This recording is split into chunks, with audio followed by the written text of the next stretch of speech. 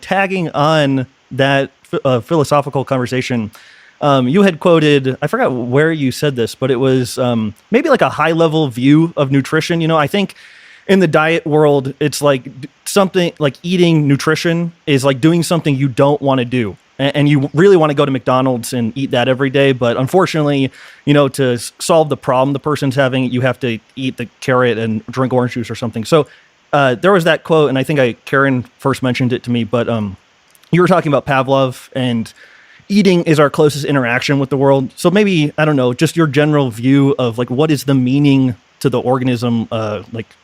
What is nutrition's meaning to the organism in that kind of way? For many years, I've seen talking about food and understanding what food is doing as an extension of discussing philosophy and politics. It's a very powerful way of getting at the nature of existence and working on improving existence. Could expanding consciousness be another way for improving existence? Can you go into that a little bit more? Raising your body temperature makes it easier to create new levels of being.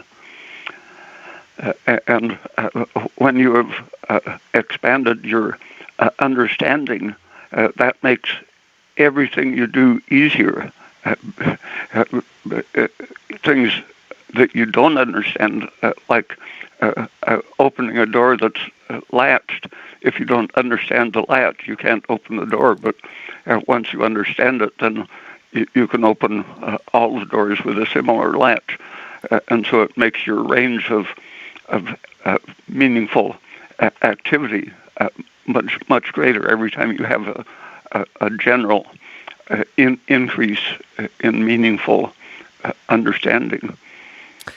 Well, that's one of the reasons I wanted to do this is I think you have another quote somewhere. It's like the things should make no sense until they make the right sense, you know, and like that 100 grams of protein is meaningless until it's the most important thing ever, you know? And so that's, I feel like I've come like, you know, talking to you and incorporating a lot of things that you've written about. I feel like maybe I have a cyclical process of thinking something is not important until thinking it's the most important thing on the planet. So again, okay, so we talked about the high level view of nutrition, and maybe before we get into dietary things, you could speak about appetite in general, because I think the dietary things are almost useless in the face of somebody having a really suppressed appetite. So what is your general view of appetite? I think it comes down to the question of our relationship to our cells and our molecules that make us up. And I think eventually we have to start thinking of our cells as having appetites and judgment and purpose.